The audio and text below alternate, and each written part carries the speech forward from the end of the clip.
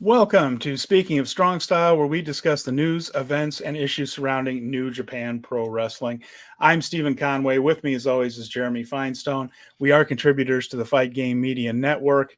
It is a bit of a sad day, has been for a couple of days for a bunch of reasons here, but the passing of Terry Funk is foremost on my mind, so that's kind of why I'm a little bit glum today. But we do have, we're going to talk about Terry. We do have Multiverse United 2 to discuss, All-Star Junior Festival to discuss, and we have a lot of information on upcoming main events and title matches, Jeremy. So while the two shows maybe not the biggest storyline thing as far as events and things go, like the Junior Festival was a collection of matches, but it has brought us to a point now where we know a little bit more about how the autumn is going to take shape, don't we?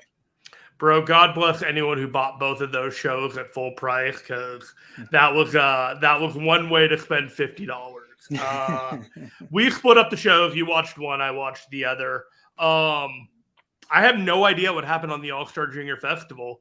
I have a pretty good idea what's coming out of the future of New Japan based off of Multiverse United 2, but in general, it's just kind of an open slate. Like, nothing feels like it's this huge event that's coming that, like, a title change could happen or anything like that. There's not much going on right now. Well, if you want to know how hardcore our listeners are here, Colin did indeed get both shows. So he is Look at you, man. Actually ahead of us this week, Colin. No, we are going to talk about what we saw. I took the All-Star Junior Festival. Jeremy there took Multiverse United 2. So we divided and conquered. Plus, it was a pretty busy weekend personally for us, so we had to kind of do that. And it worked out fine. I mean, there were life obligations, and there will be some life obligations coming forward that did not make it possible for me to give all my time for these shows. Yeah, exactly. And similar here. But Terry Funk, boy, the more I watch him and the more I learn about him, thankfully, a lot of footage has come out fairly recently, just in the last few years, of Terry Funk's career. Stuff in Florida, stuff in Puerto Rico, more Japanese stuff, just from people getting their collections from various forms of recording, whether it's DVDs or half-inch tape or VHS or whatever else. It's starting to show up on YouTube and other places. The more I see this guy, I think he might have been the best of all time. And he's certainly in the discussion. Talk about a guy whose career was incredibly varied, incredibly influential, was good at every facet of the business and every type of wrestling, really. The only type he really didn't do was Lucha Libre ever, but Japanese style, hardcore style, NWA World Heavyweight Champion, scientific style. He was one of the best at all of them, a brilliant talker, an incredible personality, a man who managed to go through his entire career with virtually no one in the business having anything but good things to say about him. That might be even more remarkable than what he did in the ring. Terry Funk was very, very special. I almost hate this phrase, because the phrase, "is he in your Mount Rushmore?" is a phrase used to describe 4 people out of 50 or so. And now when you ask, is this wrestler in your Mount Rushmore, you're talking about hundreds, maybe thousands of people. Is he in your Mount Rushmore? I think he has to be for the United States. I divide that up because I will not do a Mount Rushmore for all of professional wrestling. It's impossible. Yeah. It just literally absolutely impossible. But in the United States, I think he has to be. So we'll run it down here. He started off in his father's, and we're going to get into the New Japan ties, but started in his father's territory of Amarillo, Dory Funk Sr. He was actually born here in Indiana, not all that far away from where I grew up, although very different times. Hammond, Indiana, I believe, because his father, Dory, was living there working out of Chicago, I think, at the time. And, he ended up debuting with his father's territory in Amarillo. When his brother, Dory Funk Jr., became the World Heavyweight Champion in 1969, Terry was often the guy that would go into territories first and run angles to set things up, like losing to the top babyface. So when Dory came through, this guy would have a claim like I beat the brother of the world heavyweight champion. Now I want the shot at the title type of things. And, when he started going to Japan in 1970, he became the NWA world champion himself for 14 months. After that, he became one of the all-time legends of Japanese wrestling. In the midst of all that, he had incredibly memorable feuds with people like Dusty Rhodes in Florida, all through Texas, of course, and Amarillo, with and against Dick Murdoch, and it's more names than I'll ever be able to get in here. He worked for basically everybody, and in 1981, he was part of the famous empty arena match, an incredible brawl with Jerry Lawler in Memphis. So he's kind of a legend of Memphis for that angle. He's a legend in Florida. He's a legend in Puerto Rico for the work he did with Abdullah the Butcher and with and against Carlos Colon. Certainly a legend in the NWA. Then he retires for the first of many times in 1983, comes back in 1984, but goes to the WWF and has a run with Hulk Hogan in the middle of the national expansion. He ends up feuding with Ric Flair in one of the most legendary angles of all time when he attacked Ric after he had won the title back from Steamboat, and that led to one of the great I Quit matches of all time in Albany with Ric Flair. He goes back to Japan and becomes a pioneer of deathmatch wrestling, which for better or for worse is hugely influential on what we're seeing right now. Just every step of the way, something that is remembered decades later happened with this guy. His feud with Sabu, legendary. Of course, ECW, hardcore legend. Everything he did ended up meaning something in this business. I just can't think of another person that did it so well in so many different ways. Ric Flair is one of the all-time greats, no question. I think 4 years ago, I'd have said, well, Ric's the greatest of all time. Still might be. But Ric Flair had his type of match, and we've mentioned to it like an Ishii match where there are certain notes that are going to be hit in every Ric Flair match, but you love it but you love the song. He's so great at it. Funk's stuff was completely different from one territory to another. Like what he did in Florida was totally different than what he did in Memphis, which was all totally different than what he did in Japan, and all of it was memorable. All of it was unique to what he was doing and where he was, and people are talking about every bit of it decades later. I can't think of anyone else that did that. And so, yeah, I mean, certainly on my American Mount Rushmore, and the more I see, the more I think he might have been the best that ever did this in the United States. Yeah, I'm not the person. He did it with kindness, love, and support for younger wrestlers and his fellow wrestlers. It's just amazing how no one has anything but love for the guy. I'm 43, 42. I lose track sometimes. It doesn't matter at that point. Fair enough. But I came into wrestling in 91, 92, 93 and watched primarily WWF. And then I kind of ducked out until 99, 2000. And then from then on, it was a lot of WWE, WWF, and then I eventually graduated into other stuff when WWE, WWF became kind of stale in the 2000s, and I kind of branched and kind of educated myself beyond all that. That left me with a very large blind spot for the Funk matches. My first real exposure to him was the Beyond the Mat documentary. That was the Blockstein documentary, I think. Yeah, absolutely. I watched that multiple times, and this guy was insane, but you could tell that he loved what he did. And then you'd see like the footage of him when Undertaker threw Foley off. So the legend of Funk existed in my like mental ecosphere. But I wasn't there for it, no. You know? So when I hear this and I feel this reverence for him, like it becomes one of those things that I have a deep respect for the respect that they have for him, but it's really different for me to see that and that love and no, this is one of the few things that I don't have that personal like connection to because I wasn't there for those kind of things. And I wasn't able to make the time to go back and see a majority of the catalog. When I started getting into wrestling, it was 1983, and I was 8 years old, so I'll let you do the math. Terry was not in WWF yet. I mentioned he had retired in 83, and that didn't lasted about as long as every other wrestling retirement. So when he came back around in the NWA territories, I would see him in the wrestling magazines more than anything else. Because when I grew up, I was in South Bend, Indiana, mostly. And we got WWF TV. If you had cable, you could get TBS, and you would see Georgia Championship Wrestling later. Well, World Championship Wrestling is what they were calling it, although it was still the Georgia territory. It had not been taken over by the Crockett's yet. And there were mentions of Terry Funk and occasional appearances, but mostly I followed him through the wrestling magazines. And when he came to the WWF with Jimmy Hart, it was funny to me because he would go to Madison Square Garden, and those fans had seen everything.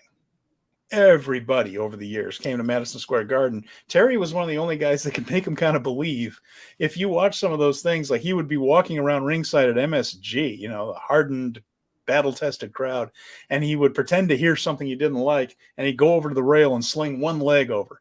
And all these New York fans who had watched everybody come through were just like, yeah, you suck, Terry. You suck, Terry. Oh, shit, he's coming. Like you would actually see them scattered a little bit when no one could make him do that. And because he had just the right amount of crazy that maybe this time. And legitimacy. Yeah. And it was a legitimately tough guy. And of course, he had been in movies and things. He had been in Over the Top, Paradise Alley, Roadhouse with Patrick Swayze, One of the great movies of all time, by the way. What's that? Roadhouse. Oh, one of the great bad movies. Just one of the greatest cinematic experiences of all time. I have a wonderful several 100. It might be on people's Rushmore of movies. It's entirely possible. I love that movie too. Jeff Healey Band also. What a great guitar player he is in there. A lot of hidden gems in Roadhouse. But we're showing our age. We are. You're right. But Terry. So again, I mentioned he started wrestling in 1965 for his home promotion.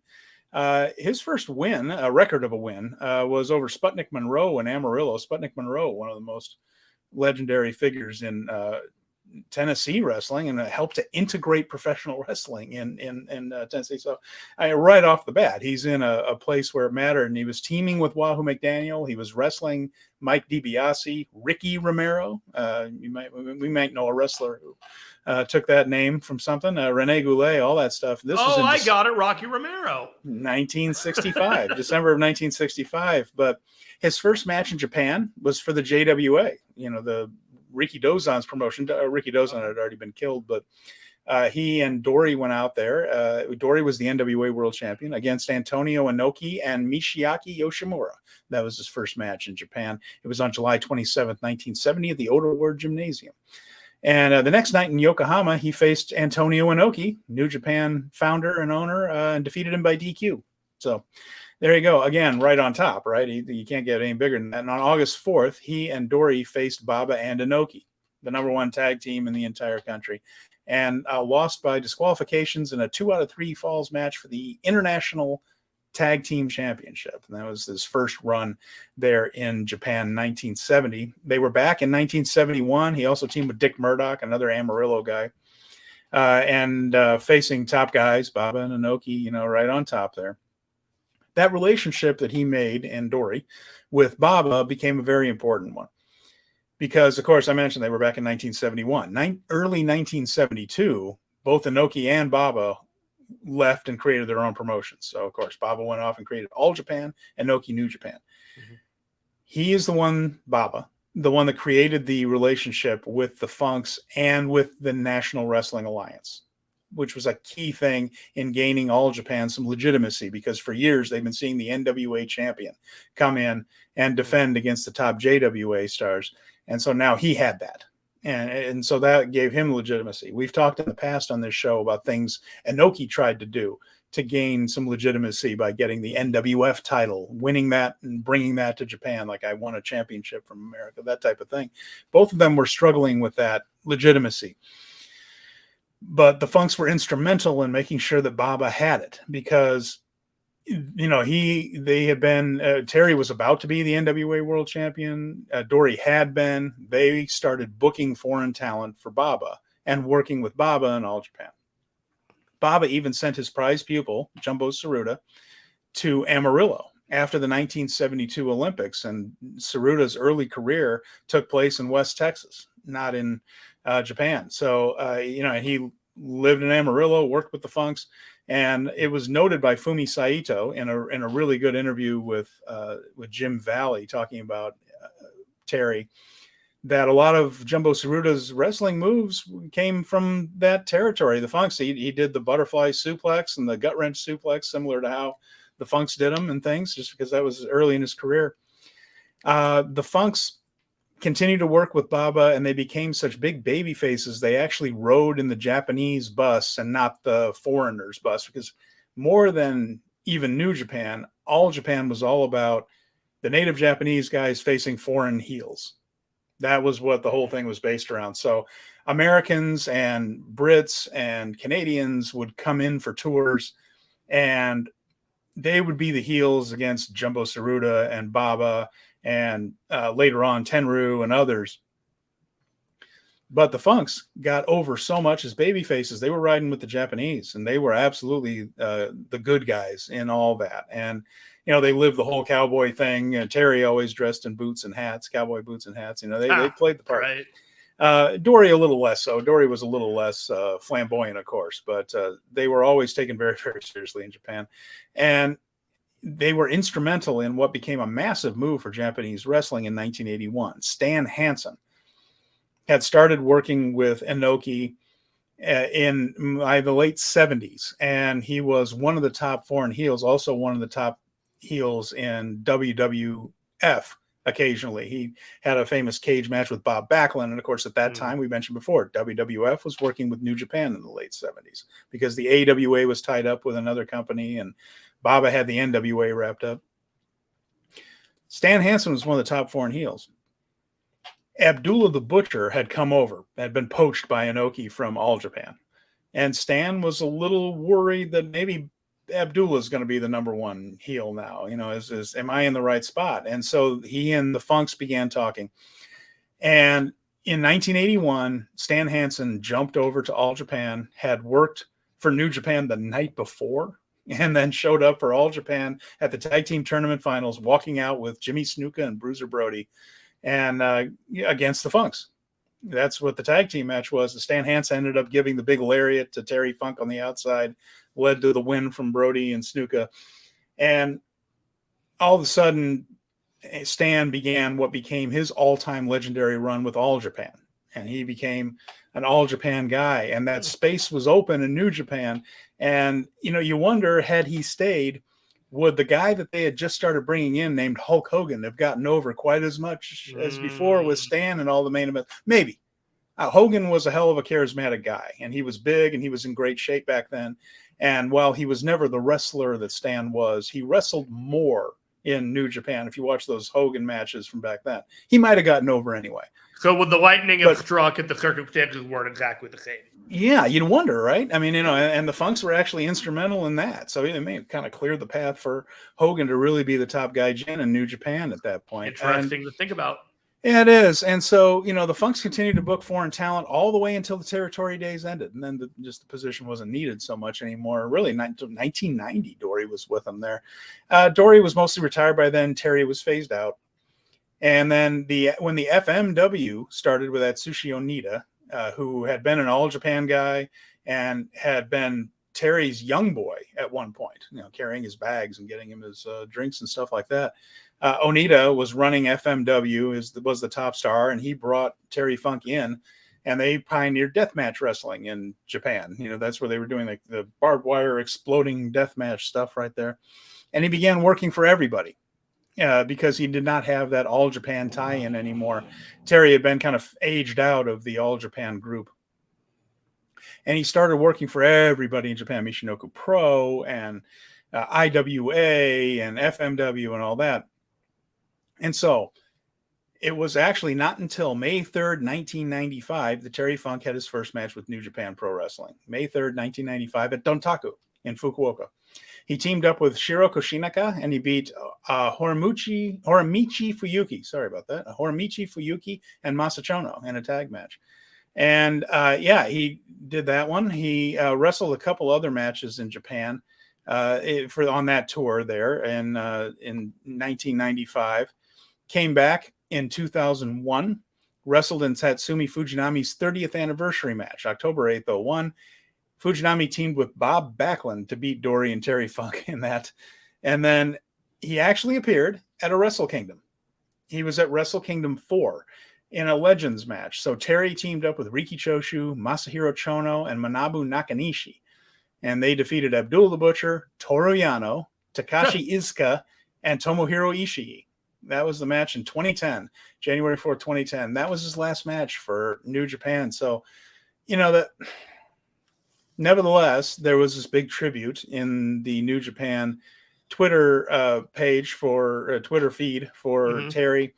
Even though he didn't work there all that much, everything he did with All Japan became incredibly influential in New Japan.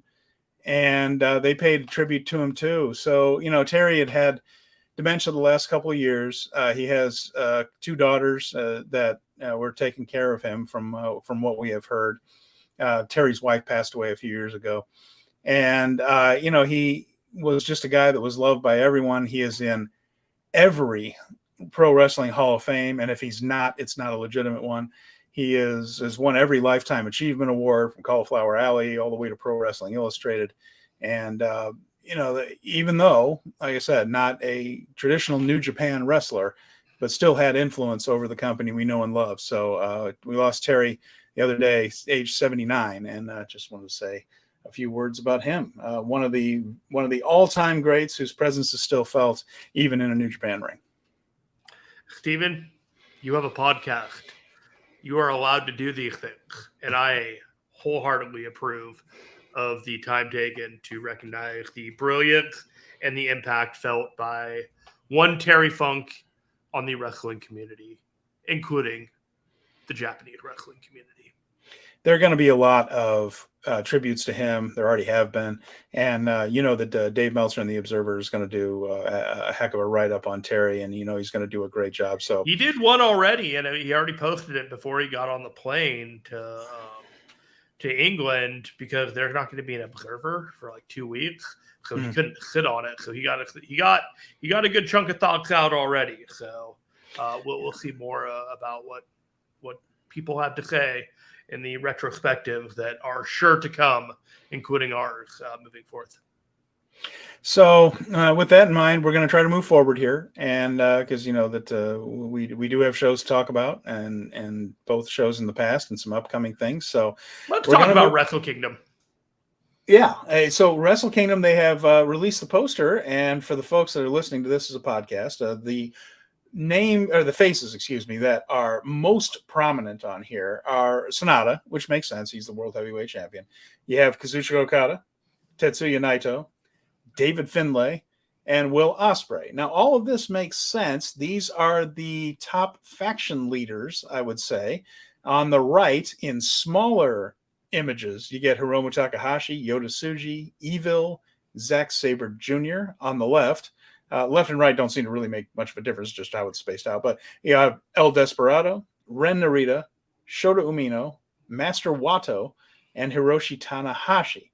So there are some interesting names here. There are interesting names that are not here. And Jeremy, what are your first impressions of this Wrestle Kingdom poster? I don't know who the next person on the poster should be, if there were to be another person. Maybe Shingo, but perhaps Shingo doesn't fit into the top plans. I don't know. I like the poster. I like the emphasis on the people. I looked around and I was like, yeah, I like that guy there. I like the Young Lions there. I like Desperado there. I like Hiromu there. Zack Sabre Jr. Evil's fine with me. Like they've emphasized him enough. I like what we see here. I think it is interesting that we do not have Mayu Iwatani, the IWGP Women's Champion, anywhere to be found on here. Hopefully we will see her at Wrestle Kingdom. I would imagine we will. But that's assuming she's the champion. That's another thing. There are matches between now and then. I hope Iwatani gets to Wrestle Kingdom as champion, but that's to be determined. And do you think there can be a historic Excalibur 2 this year? Well, see, that's the question, isn't it? Because that's where the twists and turns could be. And the reason that the women aren't on here is because whatever match they have in mind isn't lined up quite yet. Right. And they don't want to put people on there that aren't going to end up in the Dome. I would love to see Iwatani in the Dome just because I think she's probably the best female wrestler of this generation and best active one. There is a looming presence, of course, but they also seem to have Mercedes Moné aimed at Julia and the NJPW Strong Women's title. So they may have left the women off because they screwed up. They also may have left the women off because they're not sure which ones are actually going to be a Kingdom. That was the first thing that jumped out of me. Wildly off course, but have you heard what the potential match in Las Vegas is? For Julia? Yeah. No, not yet. I believe the match is going to be Julia versus Stephanie Vaquer. Okay. Well, see, that was one that hasn't been officially announced yet, though. No. Correct. No. Yeah. Well, that was something that has been in the pipeline. That title's not going anywhere until Julia faces Mercedes, and then maybe not then. That's the question. But the first time that title is in jeopardy is when she faces Moné. I think Stephanie faced Mercedes Moné, or did she face Julia the first time around? I think she faced. Didn't she? Wasn't she was in there with? She was in there with Mercedes because Willow faced Momokogo. That's right. So we're going through the rounds of the people that have previously had some type of crack at it. Perhaps we'll get a Momokogo singles match, but yeah, the destination is in fact Mercedes Moné and Julia. So just to ease the mood a little bit, have you seen what Jeff Cobb's comments about this poster are? No, I heard that he had a pretty clever. Yeah, he had a pretty fun roasting of the thing here. So, but for reals, as we go down from Tanahashi, stupid hair, okay, Smurf sucker, wannabe Tana mocks baby, Shota, shit Bada is Rita, fake luchador is El Desperado. Yeah, Desperado is a very real luchador. Thank you very much. A vegan. Well, Zack Sabre Jr., King of Dorkness, evil. Dorkness, Dorkness, for evil. A young lion, Yoda Tsuji. Hey, that's Yoda Tsuji, buddy. Crazy with a K, Hiromu Takahashi. Fair. J Light for David Finley.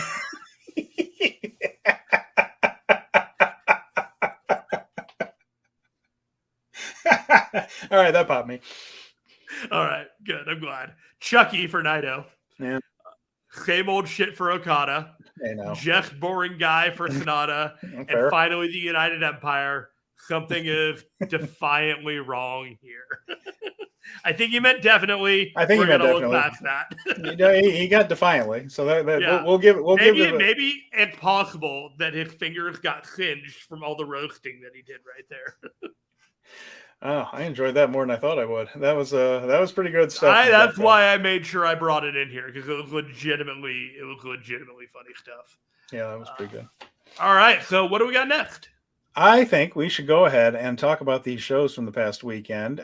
They were in Philadelphia, Pennsylvania at the 3200 Arena. That is, of course, the former ECW Arena. And the reason there are all these comments, Jeremy, over the years about promotions people don't like being in bingo halls, and it's because the ECW Arena was indeed a bingo hall before and while it was the ECW Arena. It was a place where people would go to play bingo. In fact, some of those early shows before ECW got a budget, if they ever did get one, but when they got a little bit more of one, you could actually see the board where all the numbers would light up when they were playing bingo. You could see that in the background sometimes. So anyway, looks a heck of a lot better now on TV. They do a good job with the set. I had gripes because the hard cam was definitely better lit than the ringside cameras, and so every time they pivoted from back and forth, I got this like shock of like, oh, it's a weirdly dimly lit camera here, and I just felt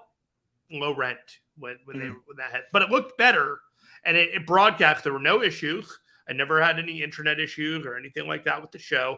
I did have issues going on Fight earlier in the week when I wanted to buy the show.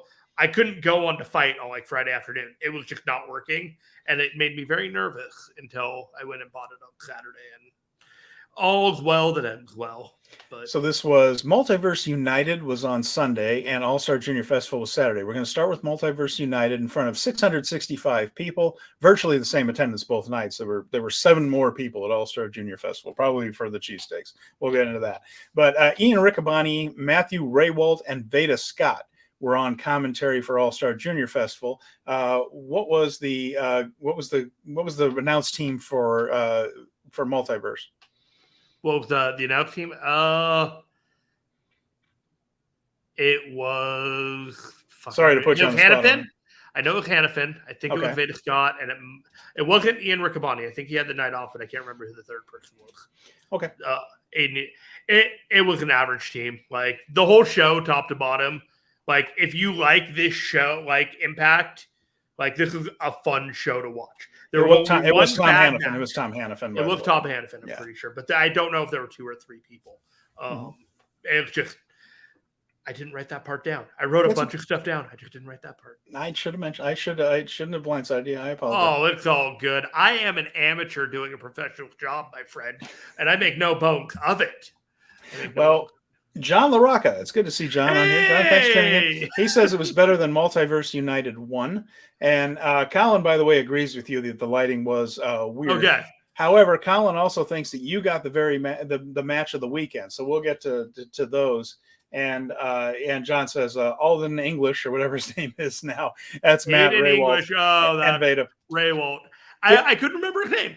You know, and by the way, I got to say that for somebody that watched a lot of the New Japan Strong and things, I think Veda Scott, and I'm going to criticize her later about something, but overall, Veda Scott is a big addition to that team. I think she's really definitely a package deal, my friend. She's good. She's really good. And she's been a nice addition on there. I enjoyed her work for the most part. So with that in mind, now that we have our announcers all straightened out, Jeremy, what kind of wrestling did you see? All right, so we had this. This was on the countdown. We had 2 countdown matches before the show even started. You can find these on YouTube for free. This was the first match: Henry, Yuya Uemura, and Heath versus Wado, Rocky Romero, and Taguchi. Match basically started with Rocky beating Heath's ass until a double team led Rocky into Taguchi's butt stuff. So you kind of knew what we were getting into right there. Henry and Wado both tagged in. Yuya and Wado together did a Hurricane Rana before they took the transitions. Action splashed outside into uniform suicidas. With Wado and Peril, Henry took the advantage. They moved on to Yuta, back to Heath, back to Henry. Wado tagged into Rocky. Henry got a double fall away slam on Rocky, and Wado, after Rocky missed a fall away, Yuya and Taguchi tagged in. Yuya got a Uranagi on Taguchi, and then his crossbody finisher, and Yuya Uemura pinned Ryusuke Taguchi. Interesting for a couple of reasons. Of course, not the least of which is that there are rumors that Yuya might not be coming back to New Japan, right? We don't know. There was a tweet. There was a tweet from New Japan World Global that revealed the results of this match. And they called Yuya Uemura a former contemporary of the New Japan World talent. And to me, that says you are not on excursion. You are not with New Japan. Yeah, I don't know about that word. That's not a word. Now, of course, we're talking about not necessarily native English speakers writing these things. So that could be semantics. But it's also important. They don't say that about others when they're on excursion. Like there's no Kosei Fujita isn't teaming with a former contemporary and Robbie, you know what I mean? It's like it's of course he's working for Tamashi. It's not the same thing, but that was a weird phrasing, and it could be something being lost in translation. But there's also, I think there's smoke to that fire. We're gonna pull that thread and see if anything comes of it. But Yuya Uemura in the first Multiverse United beat Gabe Kidd before he joined Bullet Club. He's now beat Taguchi. Are there a whole lot of young lions on excursion that are regularly beating New Japan talent who are on the roster? How much does that happen? Not very much at all. I mean, virtually. So that's the red siren that's going off in my head that's just like, this is an incredibly weird result. It was clean as a whistle. If Yuya Uemura was actually an Impact talent and no longer with New Japan, the result made sense because it seemed to be a clean sweep of Impact talent. But if he is still associated with New Japan and he is going back at some point, with the way that they have held back on the gas pedal on some of those other young lions as soon as they come back, this is totally bizarre. Yeah, interesting. We'll have to see how that turns out. So, all right. I ran out of time and I missed this one. The Digital Media Championship, Yoshinobu Kanemaru. I will tell you what happened. Kenny King won this match because it was a title match for the Impact Digital Media. I bet the whiskey was involved. I bet it didn't work out for Yoshinobu Kanemaru. And I bet Kenny King looked strong and carried the title afterwards. He won with the Royal Flush, Kenny King. Okay. Moving on. I actually got them in order this time too, Steven. So you'll be really proud of me.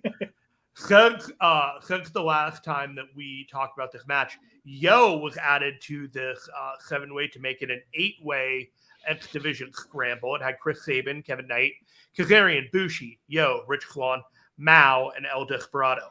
I'll tell you this much. Mao looked great in this match. I heard he looked great the night before, and it was kind of the weekend for him. But here's what I wrote. This was every X Division match ever. Yeah. Some nice looks from Knight with reference to his night before. The New Japan guys had fun team-up maneuvers, and they felt like the potential to be the best match tonight. Mao felt like he was the star of the match. Sabin beat Yo for what seemed like the future title shot. Bushi missed it Sabin after, laughed, and walked away. Total babyface in my book. Oh, you have it. Yeah, these scrambles, I got one as well. And it's hard to tell them apart. Yeah, it's like there's fun moves, but you're not going to see the WrestleMania weekend maneuvers and sequences that you see on these special shows. This is a jam match, and for a jam match, it was fun, but it was still a jam match. All right, we got TMDK versus Moose and Eddie Edwards.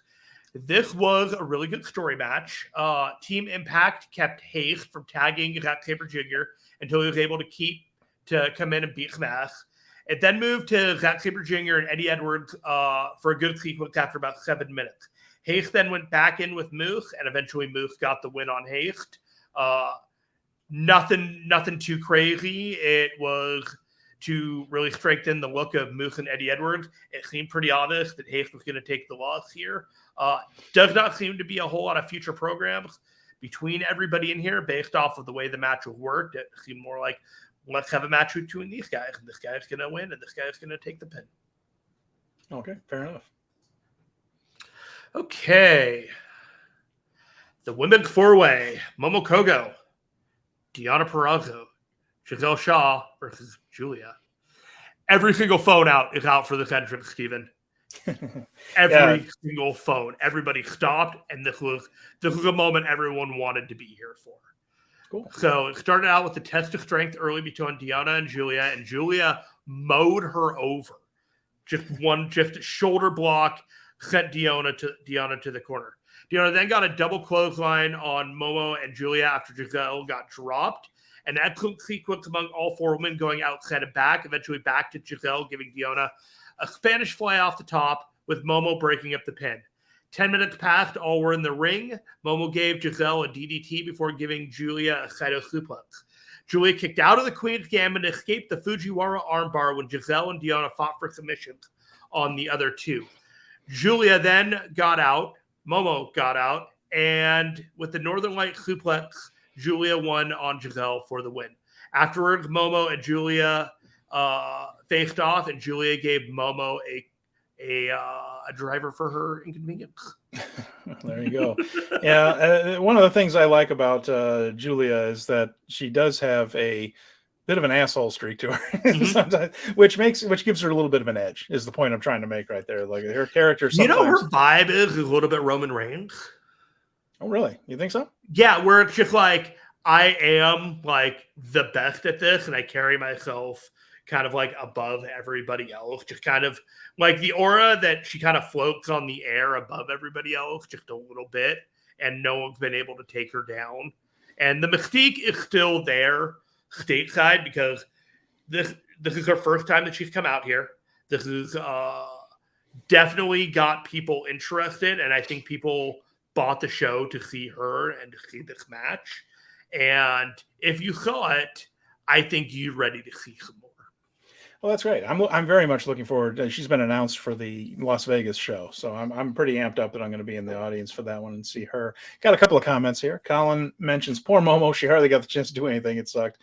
The match was great, though. Hey, big Momo fan there, Colin, and she is really talented. I mentioned before she's in the Stars faction, which is loaded in Stardom. So what happens is she ends up being the one protecting everyone and doing a lot of jobs, although she's terrifically talented.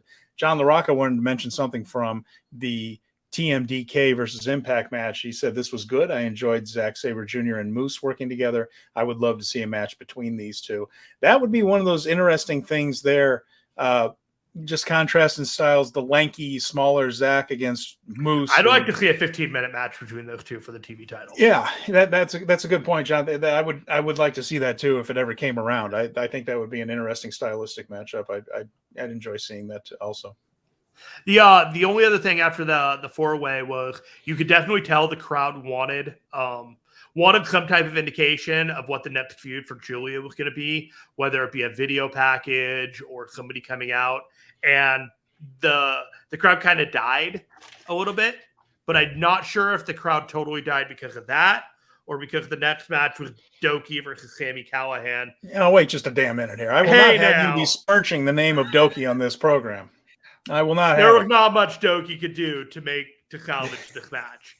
So it was not advertised as a Philly street fight. It was advertised as a normal match. I felt tricked, Steven. I felt tricked and betrayed. Sammy walked out there with a microphone and he declared that he wanted a hardcore match. And so he wanted to make this a South Philly street fight. Hey. Doki's response was to start beating his ass, going at him hard, throwing him around the ring, going pillar to post.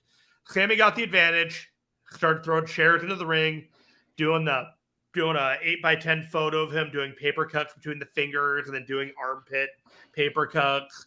So this was a super decompressed match. Everything took a minute to, take in that he was going to do it. He was going to bring the paper into the air. He was going to bring it to his fingers. The whole deal. Paper cuts. Paper, folks. Paper. And actually, I think there was another time in the show where there were paper cuts. And I was like, wow, real bold going twice on the paper cuts. We're going to do this, huh? Chair shots onto Doki's back. Sammy eventually goes headfirst into a chair he put in the corner earlier. Doki then brings out a kendo stick. But Sammy gets the advantage and tries to take him down. Doki blocks it. Toe holds him to a chair. Buries Sammy under chairs and does a coup de grace onto Sammy. Doki goes for a senton onto a ladder and he misses. Sammy goes for the pin and Doki kicks out at 1. Sammy then kicks out of a cactus driver. Doki kicks out of a cactus driver. Sammy then sets up another cactus driver on the 4 chairs, hits it after a struggle, and Sammy wins. And then I wrote, Doki is beloved. Well, he's over from the shampoo commercial there. So it doesn't even feel like Doki got anything out of that match. Okay, Doki can do a hardcore match. Cool. Like, you got Yoshinobu Kanemaru and Doki on this show, and it's just like, you're better off putting him in a tag match and doing something like that. These single matches didn't do anybody any good. How many people are really coming to make sure we get a fill of Sami Callihan doing his hardcore shit at these shows? Like, I get it. You need to make a place for him, but this wasn't it for me, and God bless you if this was it for you. Well, let's talk about a couple more of these comments right here because it's interesting to get this feedback. John mentions that John LaRocca, Julia is a star. I would have narrowed the spotlight on her and have her win a one-on-one match. I agree. The match itself was basically the same as the opening scramble, a bunch of moves and spots. Well, that's all you can do in a 4-way half the time, really. And I agree. I mean, and like he says here in the next comment, if you want to showcase a talent, a one-on-one match is the way to go. They showcased Doki, though. Yes. They showcased Doki and Sami Callihan. So Well, clearly their priorities are in the right place. Well, here's why John didn't know that. I fast forwarded this crap. What a waste of the talented Doki. So there you go. So he was on the same page. Yeah, there is potential more for Julia. I think there's a one-on-one match for her in Vegas based off of that. And I think we're really going to get underway going into what is potentially historic episode 2. It'd be madness not to do it. And then we get on the way to Wrestle Kingdom. So we're kind of in the downshift period of the calendar. We had a really hot summer and we just kind of cooled the jets until we get to the next couple of feuds. And then, Julia's got her stardom obligation. So it's not like she's just chilling. Yeah, she's in the 5-star Grand Prix. She's also one of their trios champions. And she's got a lot going on. But, it is a fair point. And it's also a challenge for Impact, isn't it? Because while they have a women's division that is better booked than most, they still don't really have talent on the level of the top stardom wrestlers. Anybody they put in there, Julia's going to have to do a lot of heavy lifting to get something out of it. But a 4-way, so I can understand, well, 4-way, then everybody just gets a little bit of shine and does the stuff they're really good at. I can almost hear that thought process going, but it doesn't really come across. It is super, super intriguing that they are holding off on Julia versus Trinity Fatu. And you know why they're doing it. It's because they're building Trinity to be a world champion in Impact. But the intrigue of that match leading into Mercedes Moné is almost too hard to resist. Yeah. And I hope that somebody out there is thinking about that, because God, I can't look at that match while I'm talking about this. Let me ask you this: was that what people in the building were hoping was going to be the result? So after Julia wins, was everyone just hoping? Come on, Trinity. Monet. I think they wanted anything. I think they wanted anything, but we didn't get anything. It was other than just like we're moving on to the palate cleanser, as bitter as it is of Doki and Sami Callihan. But as long as we have these Multiverse United cards, at some point we need to have Julia versus Trinity Fatu. Colin mentions Julia should be on one of the destruction cards in his opinion. I'm happy to have her on any of the shows there because I think she's just that talented, and especially in Japan, you can bring a stardom person over to challenge for that belt and have a great match. So I'd be in favor of it, but I still think they're trying to make that more of a special occasion thing. So I don't know if we're going to see her until Las Vegas. And John LaRocca here, NJPW and Impact really need to look at these Multiverse United pay-per-views. I know why they do it, but cramming so much talent on a show is multi-person matches doesn't really help get people over.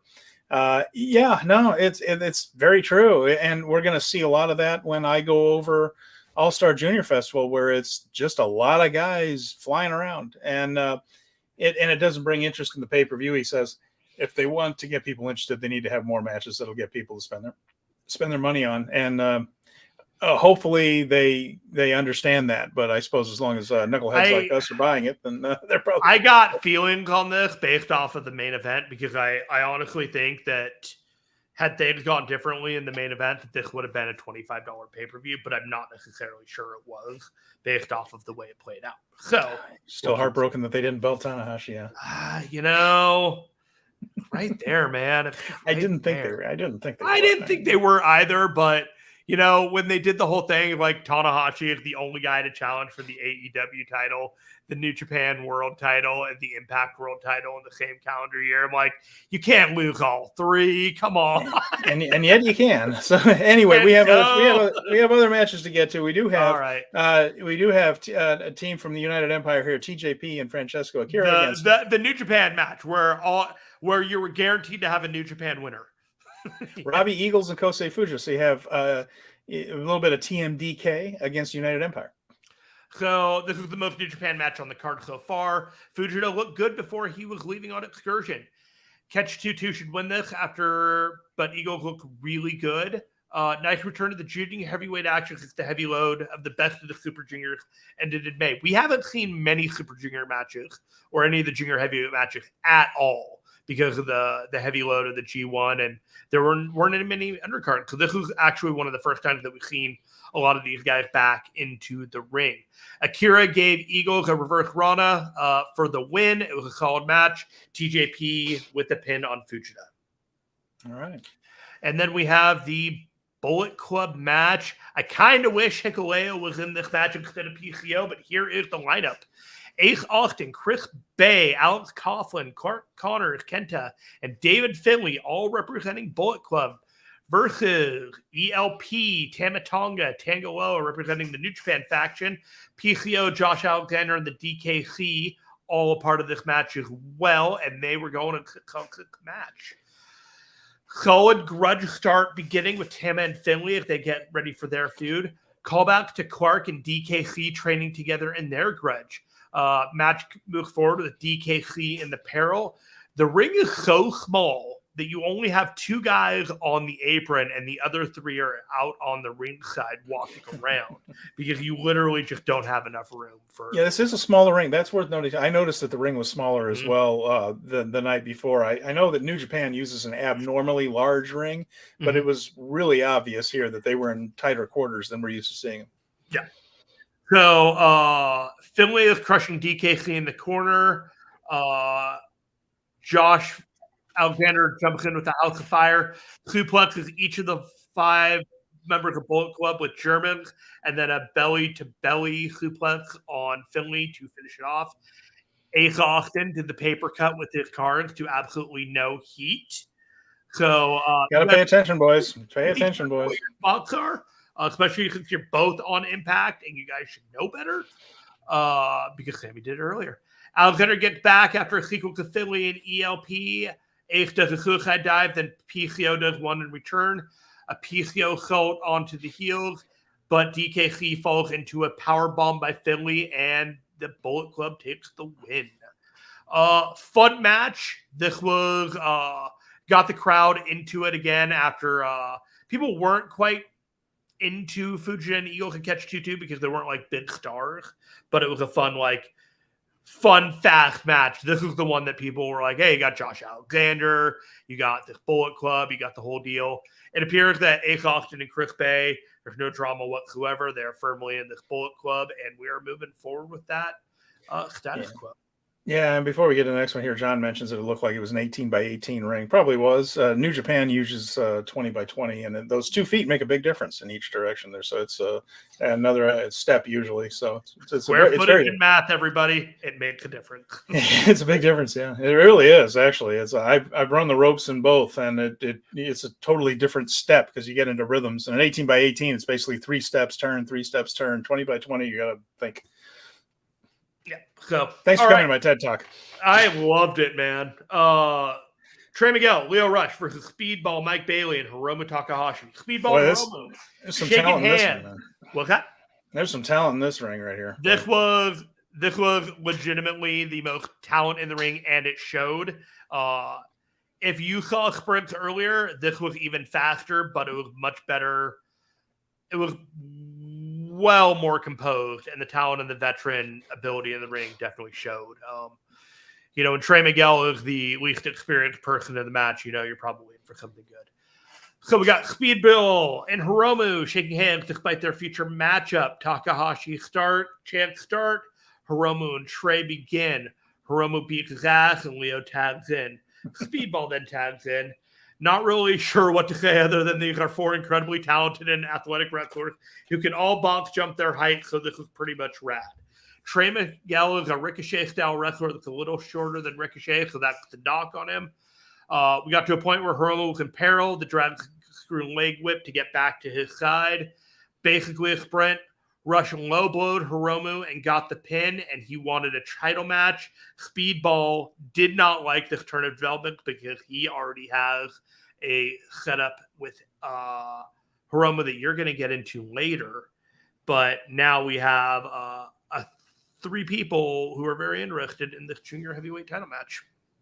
Yeah, definitely. So I'm glad that was a good one. And Colin said this was his favorite match of the weekend, by the way, that tag right there. He thought he agreed that was the best one. And then you had the Impact World Championship match, Alex Shelley, Hiroshi Tanahashi, and we kind of spoiled it earlier there, but we figure you guys already know that. But this is one, like you mentioned, Tanahashi challenging for every title everywhere, almost.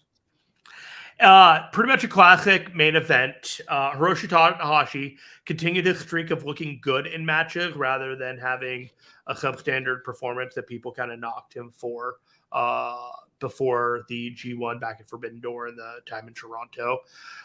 There was a story to this match, and that Alex Shelley looked to Hiroshi Tanahashi as a mentor, and this was his opportunity to prove that he had surpassed his mentor and he could beat Hiroshi Tanahashi. So the match was basically had a psychology around that. Hiroshi got a lot of advantages on Alex Shelley. It was a relatively clean babyface versus babyface match. There wasn't a typical heel aspect of it, even though Tanahashi definitely showed signs of aggression in trying to pursue the championship. He did some leg work around the ring post while Alex Shelley was on the ground and such, but just a good, solid world title match. I felt like there's a lot more interest for me personally if Hiroshi Tanahashi were to win the Impact World title and feud with Josh Alexander, but there are business things to keep in mind, and Alex Shelley is their guy for the plan that they have. Shelley won and retained the Impact World Championship with a shell shock at 18 minutes and 52 seconds, and did not seem to have any future plans going forward hinted for either man, other than there isn't a an Impact Emergence pay-per-view next week that will have Sonata and a few other people on there, and he will go forward with that. So we have some differences of opinions here. We have Colin said he skipped this match because we all knew Shelley was winning. I guess it's not a difference of opinion, but he didn't. He skipped it. John said that Tanahashi versus Shelley was the best pure match on the card. They told the story and the crowd was invested in who will win this instead of just cheering moves. It was his favorite on the show. There's a lot of good psychology on it. Okay, well there you go. Yeah. All right, so that was Multiverse United. And Multiverse United 2. So we'll see if they bring it back next year. For whom the bell tolls, because they were in Philadelphia and there's a Liberty Bell there. Oh, there is a Liberty Bell there. I heard about there was a whole Bell. deal that they wanted to make it clever. But I'm not sure how many people knew that there's the Liberty Bell. And so that's why for whom the bell tolls. I don't know where they're going to do 3, but I can't wait to see what the tagline is going to be. Well, we worked the bell in, and the other thing Philly is known for is cheesesteaks, and that was well represented in the All-Star Junior Festival. So we're going to start. I got the order right. I went back and I got the order right on this. I appreciate you. I appreciate you. The first one was on the All-Star Junior Festival night on the 19th there. It was Goldie and Vinny Pacifico in the pre-match. This was fine. Nothing wrong with it, but nothing really blow away about it either. Goldie ended up winning that one. And, we just kind of moved on. That was not anything particularly memorable, but a decent opening match. So the main show began with Yo and Matt Sydal facing Shun Skywalker and Bushi. This one had a bit of a storyline here as the Bushi tried to give Shun Skywalker the little fist bump up in the air to start the match, and Shun Skywalker blew him off. But there was a good action. It was a good choice for an opener, and Skywalker did a lot of mouth-oriented offense. So he was sticking his hands in people's mouths and grabbing them by the jaw and leading them around by the jaw, which you don't see all that often. I'll grant you, probably for a good reason. The match ended with Skywalker blowing mist at Matt Sydal, but Sydal ducked and he hit Bushi instead. Yo ended up blocking the MX and off of Bushi, and then he got the bridge suplex for the win. And afterwards, Skywalker tried to make it up to Bushi and put his fist up. Bushi acted like he was going to give the fist bump, but then he misted Skywalker. So both guys ended up taking the mist. And there you have it. So Does Skywalker wear gloves? Yeah, I think so. I think. Good. That's a really bad way to get hep. Okay. It's important to remember with the mist is that it's basically just having someone spit in your face. But putting your hand in somebody's mouth is definitely not good. Oh, all of it. Yeah, there's all kinds of. That's bad. It's probably the least hygienic match on the show. Let's put it that way. There's a lot to say about the show, and if you already think that this is the least hygienic match, well, it's looking up. Look it up. Well, it depends on if anyone shared a Coke with real one later. That would be the least hygienic. Or if someone shared a cheesesteak with each other. Well, we'll get to all this. I think the thing about the cheesesteak is I think there's enough salt in it to kill any infection that might be a part of it there. I'm not sure anything. That's all what curing means. Number one contender tournament. So we had, which we didn't know about, by the way, that it was a number one contender tournament. They didn't share that with us. It was just supposed to be the All-Star Junior Festival tournament. And we had two matches that were semifinal singles matches. And the first one was Kevin Knight and Clark Connors. This one was quite good. We've seen these two face each other in various formations through Super Juniors and in other undercard type of things here. But Knight went for a leaping Hurricane Rana and was hit by a spear. That looked terrific. A really good series of counters led to Knight ended up getting a pin with a crucifix. And if we learned anything from the last couple of months, the New Japan Pro Wrestling loves a good crucifix. They love to pin people with crucifixes. It's the sunset flip of its day. The story then became Connors trying to screw Kevin Knight over, and it was the aftermath of this match that was more important than the match. He attacked Knight afterwards, hit him with a belt shot, nailed him with no chaser. His move there. This was a really good match. Knight did a lot of athletic things, but you can see that he's learning more than that. He's learning a little bit of storytelling and not just hitting high spots, and all that's coming with time. But very talented guy, Knight. He can talk, terrific look, in fantastic shape, very athletic. Now he's starting to work some more psychology into his matches, so good things ahead for Kevin Knight, and he moved on to the finals to face the winner of the next one. I was not expecting Kevin Knight to win this, so pleasantly surprised when I heard that. Francesco Akira and Mike Bailey was up next. And the first one I mentioned there went 9 minutes and 58 seconds. This one a little bit longer, 13:31. These two are fantastic. So this was an excellent match. Very impressive dives and planches from both guys. Those double knees that Mike Bailey does look vicious.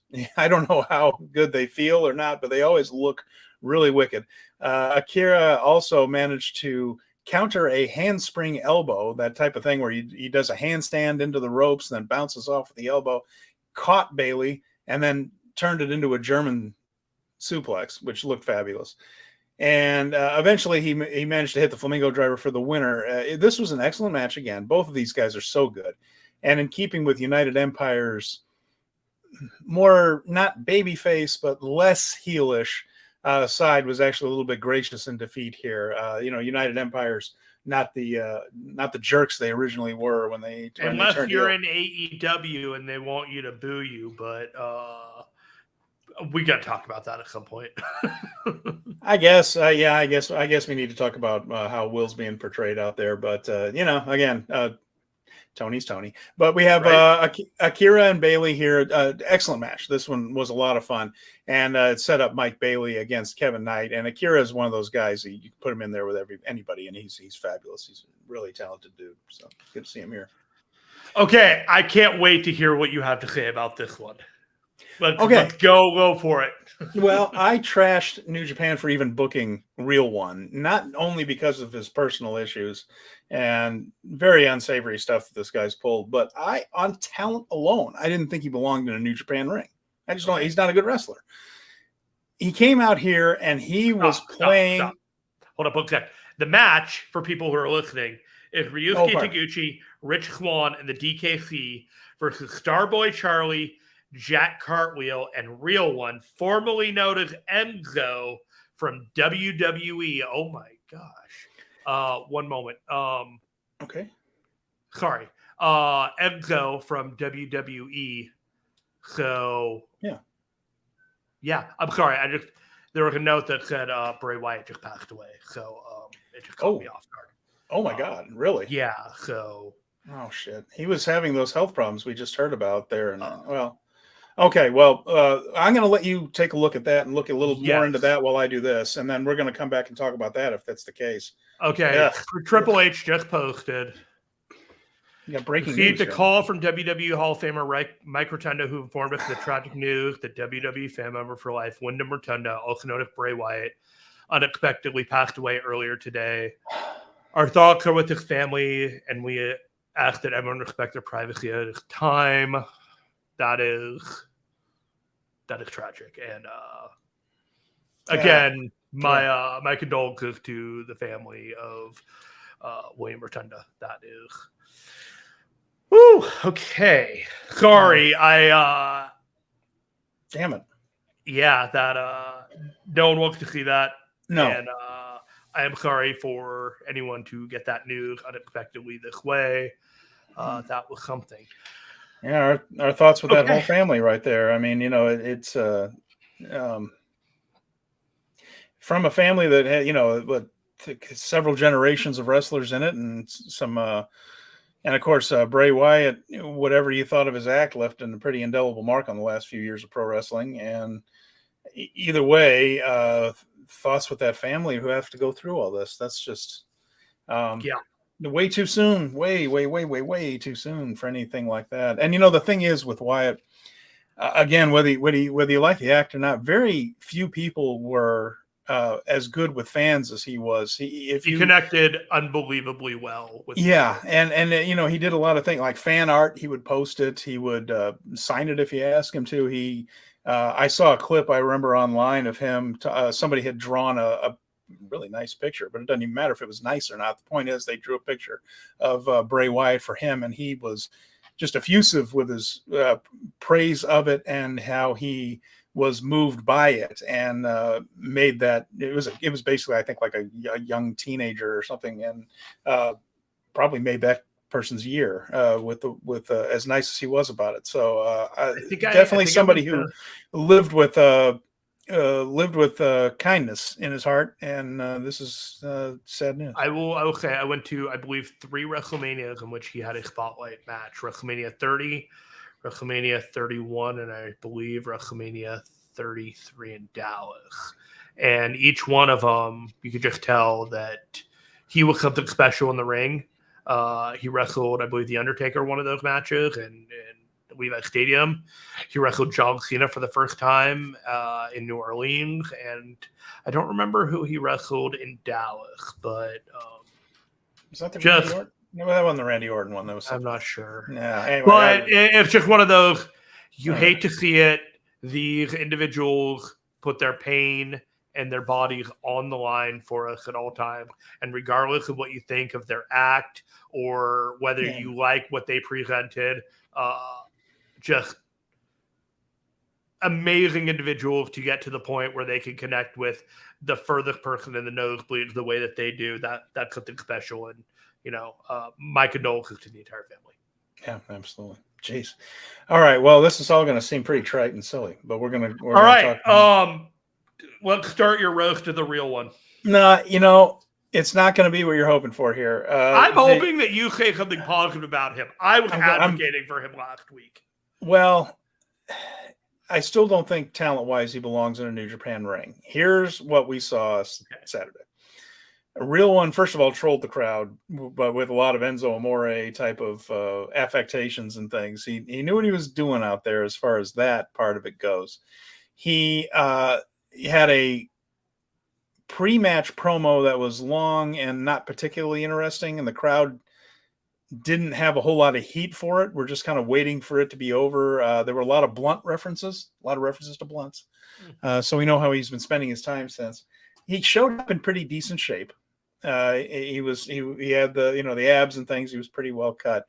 But all that stuff sounds a lot more fun and cooler when Matt Riddle does it, basically. But once the match, cool when Riddle does it either, but at least it's kind of funny sometimes. Okay. But when the match started, he didn't do much, which was the smart move, because his two partners, Starboy Charlie and Jack Cartwheel, are tremendous athletes.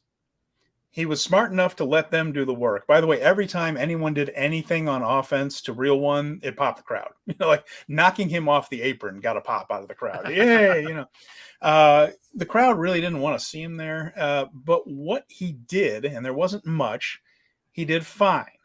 Again, I'm not ecstatic about it, but he did all right. He didn't stink out the joint.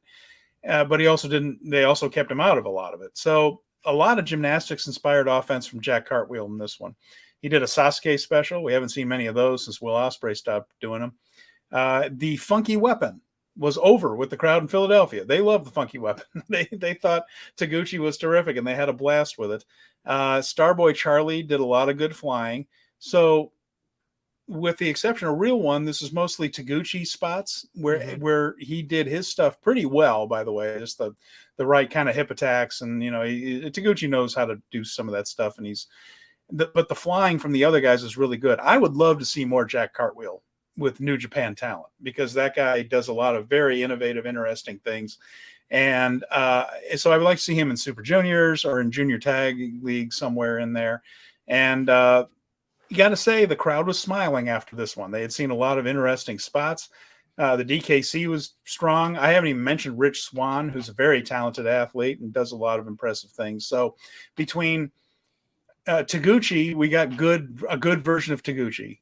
Rich Swann, some good stuff from DKC, Cartwheel and Starboy doing interesting offense. This was an enjoyable 15-minute match that all ended up pretty simply with how did this one end? I believe it was Taguchi got the win. But this was an enjoyable match. I thought it was good, and the crowd seemed to like it. So my whole thing for Real One is didn't do a lot, didn't screw up the stuff he did. And that's about as close to a compliment as you're going to get out of me.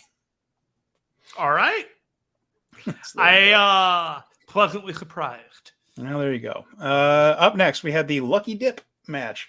So if you're wondering what the hell Lucky Dip is, they had a lot of sponsors tonight. So LEC, L-E-C, you see that on the turnbuckles sometimes. That is one of the sponsors, cleaning products. And they had their mascot out for a little bit. A lot of product placement in this one. So Hiromu was really helping out the people that helped sponsor the show. So Lucky Dip was another sponsor here. And to the point that you're not allowed to mention, according to Ian Riccaboni, Lucky Dip with the cheesesteak folks, Pat's Cheesesteaks. So, you can't mention them at the same time. This is all very Philadelphia thing, the rivalries and things. So Lucky Dip tag match. This is their advertising time. No one else. Yes, no one else's. So they all came out to the ring, and I mean Alex Shelley. And we had TJP out there for this one. And we had, Chris Bay, Ace Austin. So that tag team was out there. Cheeseburger. I haven't seen Cheeseburger in the New Japan ring for a while. TMDK, meaning Robbie Eagles and Kosei Fujita, and Uncle Nobu, Yoshinobu Kanemaru all came out. Then they all drew straws.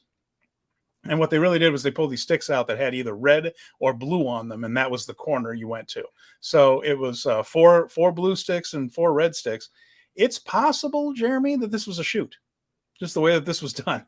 It's entirely possible that this was actually a shoot here. But either way, the teams ended up being Chris Bay, Robbie Eagles, Kosei Fujita, so TMDK stayed together, and Alex Shelley.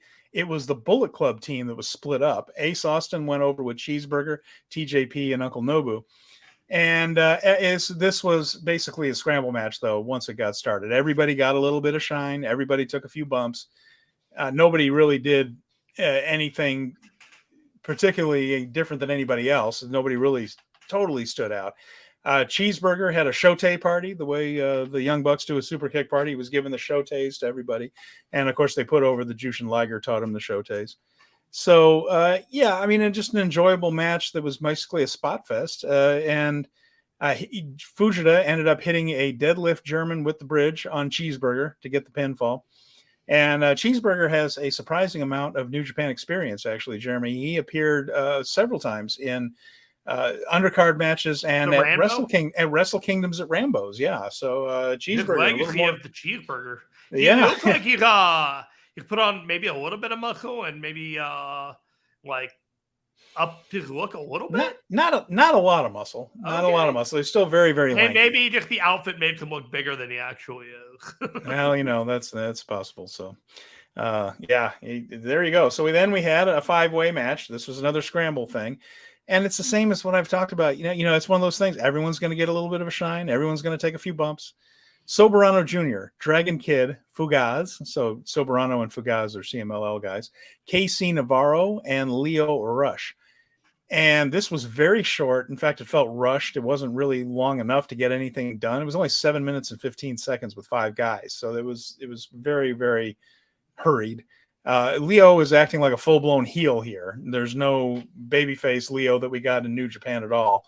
the gracious guy that's teaming with the veterans and things. He was just in full heel mode here because of the Impact character. He went after the masks of the CMLL guys and got himself booed. KC Navarro, I haven't seen much of him before, but he's very quick. And but he looked good while he was in there. But again, this match wasn't long enough for anyone to really shine. And Soberano Jr. ended up getting the win in this one. But again, it could have been any of them, and none of it really meant anything. To be fair, just basically a spot fest. So you're saying this could have gone 1 in 5 ways? Yeah, I'm not. Yeah, I'm not joking that it was anyone could have won that match and it would have been the same thing. Nothing was really advanced with it. This feels like it had a lot of star power. This next one. Next one did, yeah. This was until I wrote down as I wrote my notes that this was my favorite match of the night. We'll get to that in a second because it was eclipsed a couple matches later. But at this point in the card, match number 7 is my favorite one. El Desperado and Mao facing the East-West Express. That's Nick Wayne and Jordan Oliver. Unfortunately, we're not going to be seeing a whole lot more of the East-West Express just because Nick Wayne's going into AEW, Jordan Oliver isn't. And, we're not saying never again, but unfortunately, because this team is terrific, Jeremy. They're really, really good. Very, very smooth. Of course, Nick Wayne is a worker far beyond his years, only 18 years old, and is much, much better than any 18-year-old has a right to be. And, of course, he has years of experience. Mao, you mentioned him. To me, this guy stood out more than anybody else at the All-Star Junior Festival. Just piles of charisma dripping off of this dude. He's incredibly good looking. He's a really smooth worker. He has a unique way to even move around the ring. There's just something about him that draws the eye. Part of it is the freshness. Really hadn't seen much of him before this, some, but not a whole lot. But he really stood out in this match. And of course, Desperado is one of the best juniors in the world. Great teamwork moves from the East-West Express in there. Desperado and Mao meshed well. In the end, it was a pinche loco on Jordan Oliver for the 3 count. But this is a match definitely worth going out of your way to see. 19 minutes and 14 seconds, just a terrific tag team match. And I really hope we see more of Wayne and Oliver at some point in the future. I know Wayne, like I said, is going into AEW, and he should.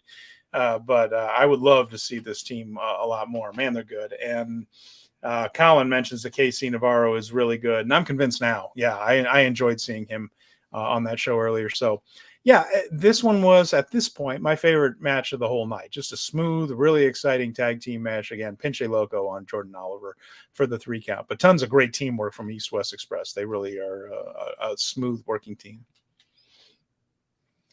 Next up, the Pat's King of Steaks Philly Cheesesteak Cup. I joked about... It should be the semi-main event, shouldn't it? If you're going to put cheesesteak out there, you really should have that near the top. Well... The cheesesteaks were near the top of the building because they took a bag from Pat's King of Steaks and hung it from the ceiling, and that's what everyone was really? trying to get. Yes. Wow, that's disgusting. Well, okay. Well, we found out that was a prop. There wasn't an actual cheesesteak in the bag. But anyway, but the bag was the goal, and it had the Pat's logo on it. This match got really irritating. The reason is... Oh, you don't say.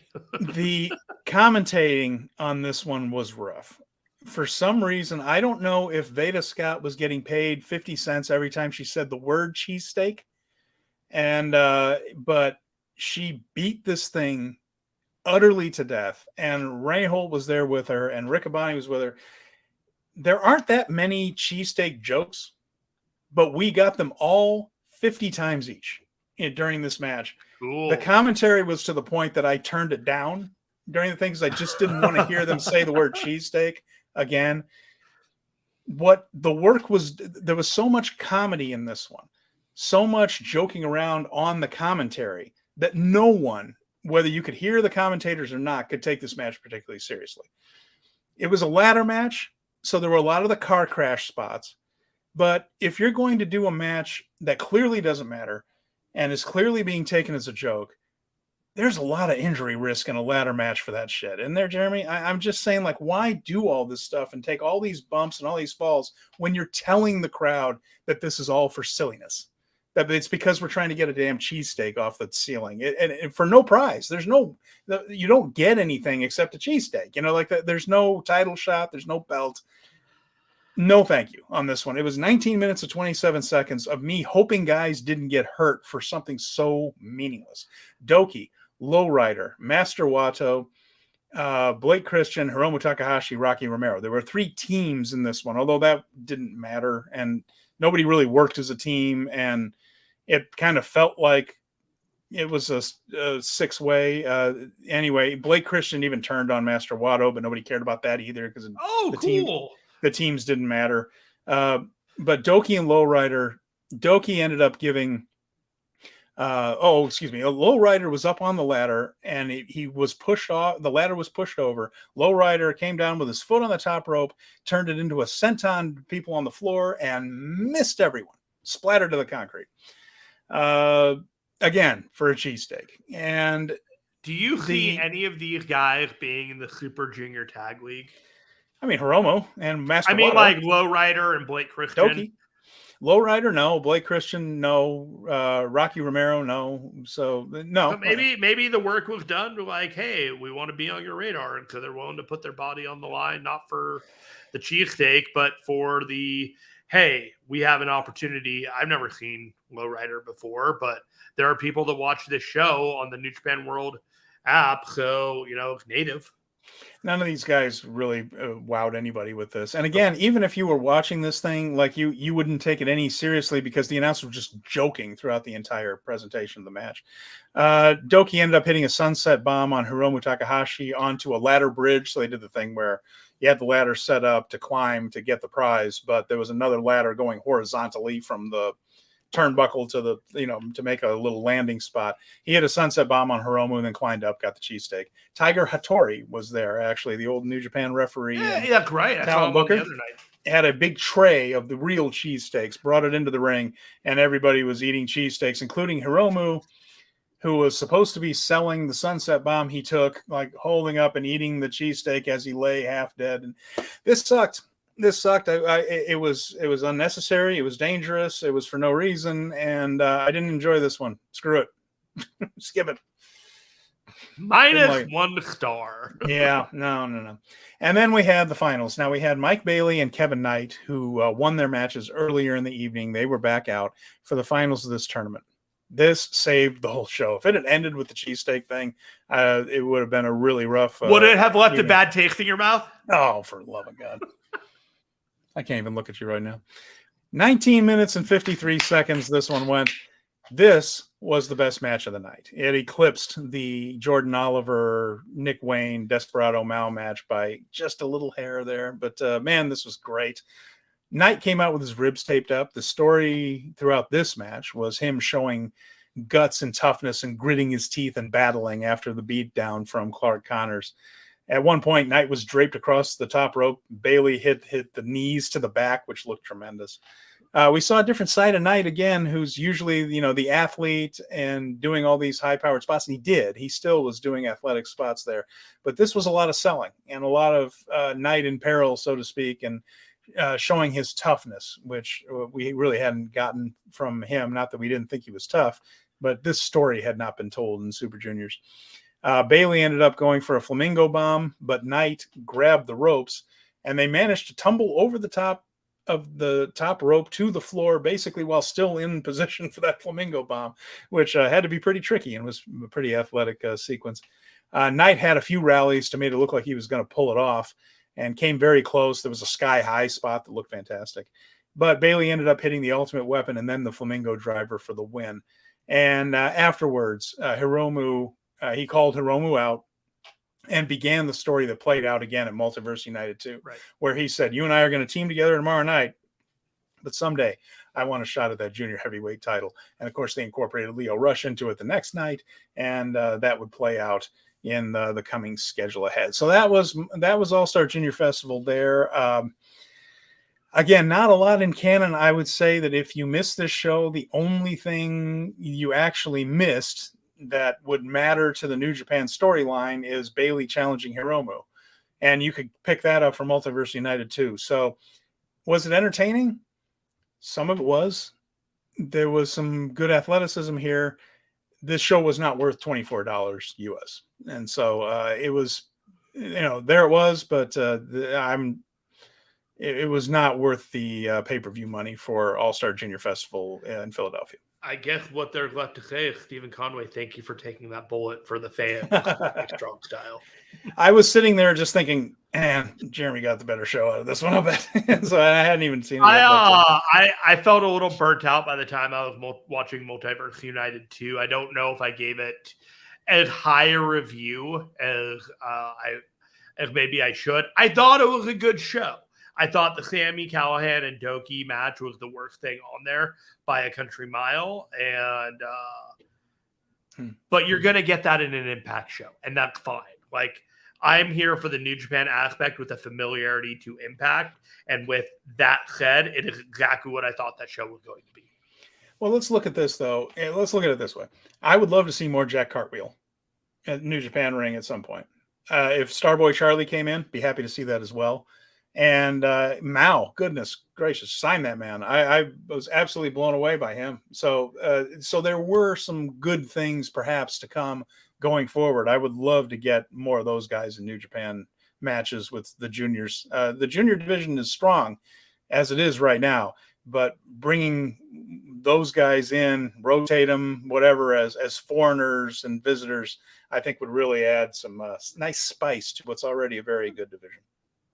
All right, let's run through a couple of these cards that they've announced and the dates and everything going on there, and then we'll just kind of wrap up with that little Will Ospreay, how they're presenting him over before AEW All In. So very briefly, the Road to Destruction is the next batch of cards that begins September 8th at Korakuen Hall. Zack Sabre against Bolton Oleg for the TV title on the 8th. They come back to Korakuen Hall on the 9th with a never open weight 6-man. Title match. Ishii, Okada, and Tanahashi will take on, are you ready for this? Tiger Mask, Hiroshi Tenzan, and Togi Makabe. Cool. Seriously. We will see. What is the combined age of the people in that ring? We're not going to tell you, but things turn to dust when they're that old. It's got to be close to 200, and I'm not joking. It's got to be close. Anyway, Callum Newman will debut for the company for United Empire. We'll be seeing him in some multi-person. It's over 200.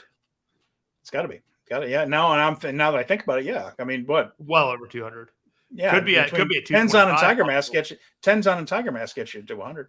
Yeah.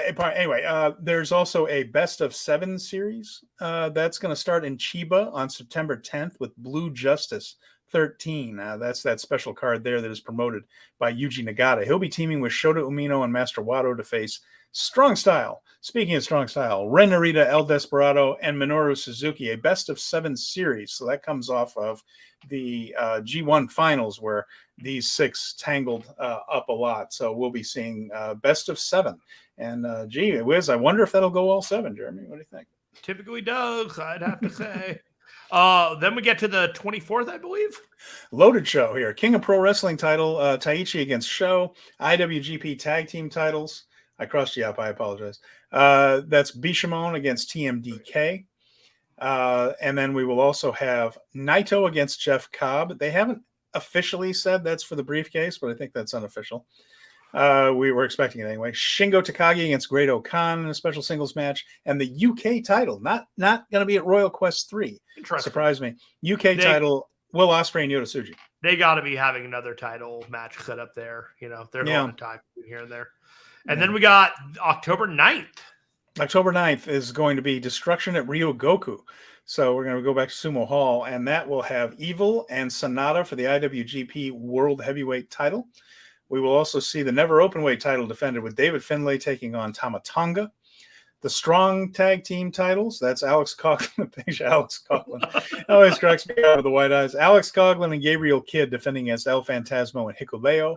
We will also have the finale of the best of 7 series, if it goes 7. Gee, I wonder. And we'll also be getting Hiromu Takahashi versus Leo Rush versus Mike Bailey. So that'll be Destruction Ryogoku. And Maloney and Connors against Kevin Knight and Kushida. So the October 9th, loaded program there. We're starting to pick back up. And I'm looking forward to Royal Quest. I hope this time it's not taped on delay for 3 weeks. That would bump me out. Yeah, it would. But especially because we had to wait all that time to see Ishii and Tsuji, and then the Aussie Open FTR match. So. Speaking of another Royal Quest, it seems like Will Ospreay is over in AEW with a determination to defeat Chris Jericho at Wembley in front of 80,000 people. And how about this presentation? So, talk to us about it. I didn't watch Dynamite, so it's on my DVR. I haven't gotten to it yet, but I hear that that Will was presented in an interesting way, and by interesting, we mean what the hell?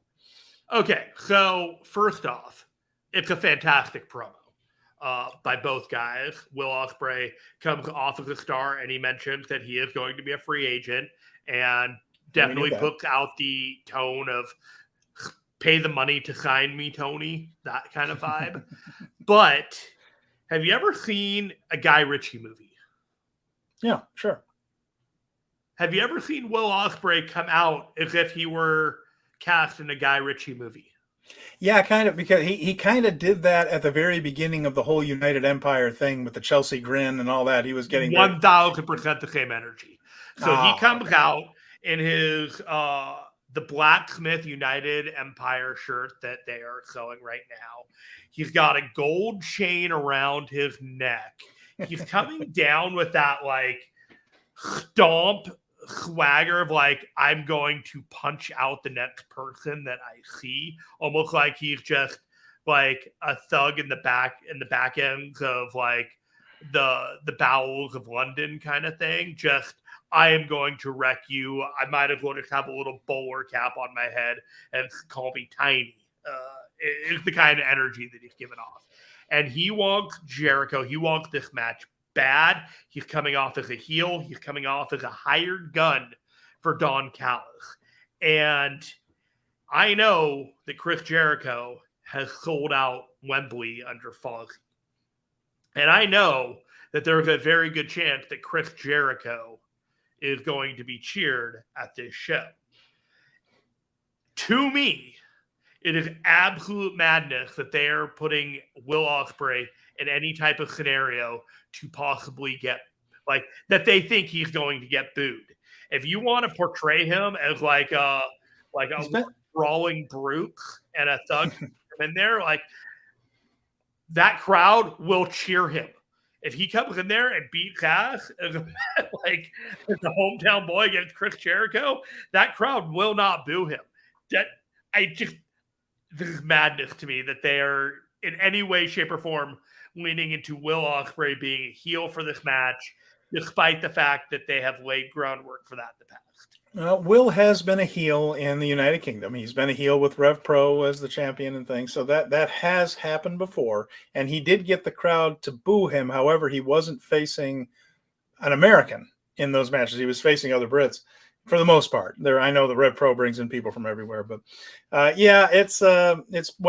match is puzzling me for a lot of reasons. It's a gamble. We'll see. Maybe Chris can pull it off. I mean, Jericho is popular with the AEW crowd, and he's going to be the star they don't see all the time. Whereas Will does go over and work in England, fairly frequently, although he said he's going to tone that down going forward. But maybe because Jericho is new to them, they haven't seen him before, they'll cheer him. And it's not for lack of effort, because both guys have worked very hard to get this match over in the way they want to present it. So, I make fun of Jericho's in-ring stuff because I just don't think he moves that well, and it's kind of over in that capacity. But his verbal ability is absolutely still there. He's still a star. He's still very charismatic. So if you're going to try to turn Will heel, he's not a bad choice for it.